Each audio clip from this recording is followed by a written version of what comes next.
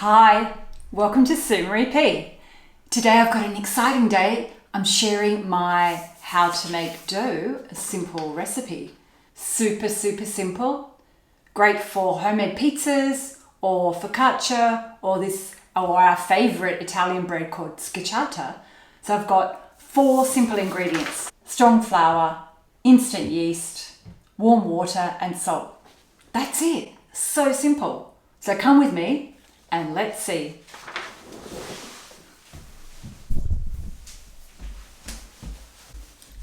Before we get mixing, I want to show my 4 secret tools for pizza making. Number 1, dough cutter. Number 2, a flour shaker.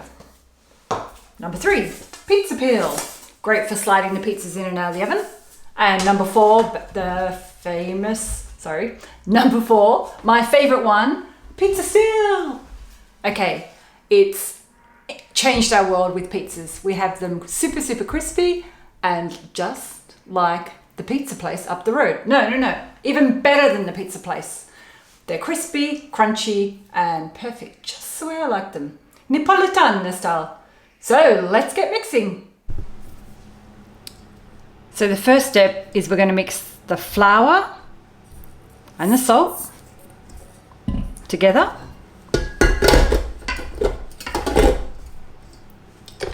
I've got a mixer, so I'm using my KitchenAid with the dough hook, but if you don't have that, you can just use your hands. It's super easy, you don't have to do anything fancy.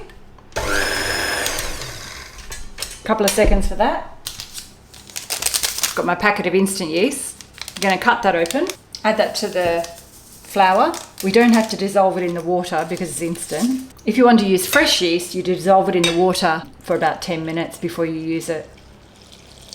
But I just wanted to make this the quickest way possible. So then we just start it on low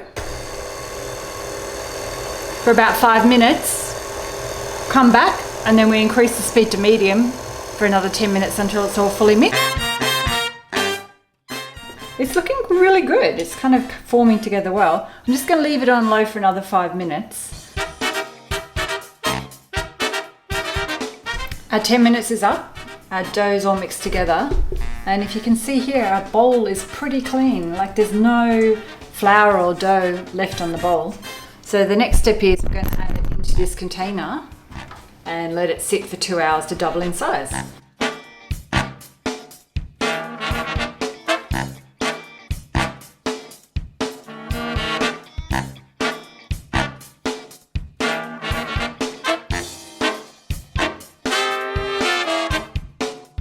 It should be really kind of stretchy, glutinous, not too wet and not too dry. So this looks like a nice big juicy pizza ball.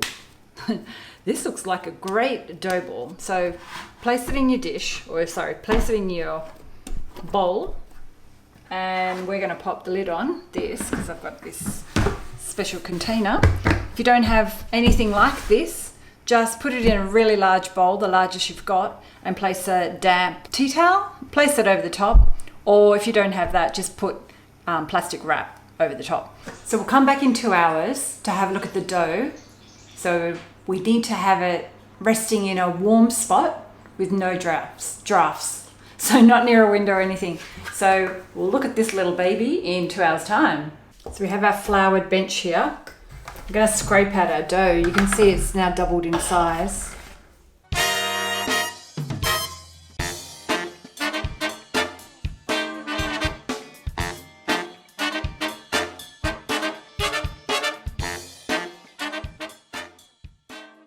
We'll flour a little bit of that.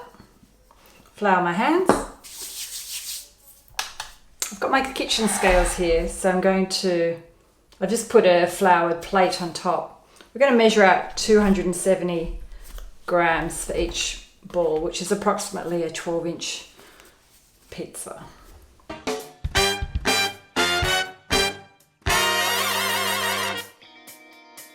So to make the pizza ball, it's quite easy. We just need it'll spring into a ball itself, so you just stretch each side. Different people have different techniques. but this is my way of doing it. So you just do it. I'm doing it anti-clockwise because I'm left-handed. And then you just pinch the base when you can't stretch it anymore because it's forming a ball itself, and voila, that's a pizza dough ball. Flour it, pop it into my prepared floured baking tray. You can do it on a flat tray, pop a lid on it. So that's all you do.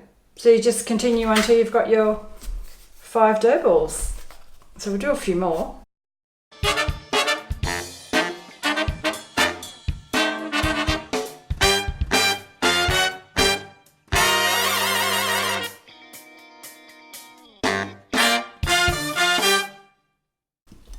You need to give a little bit of space in your dish for leaving it in the fridge because it'll expand.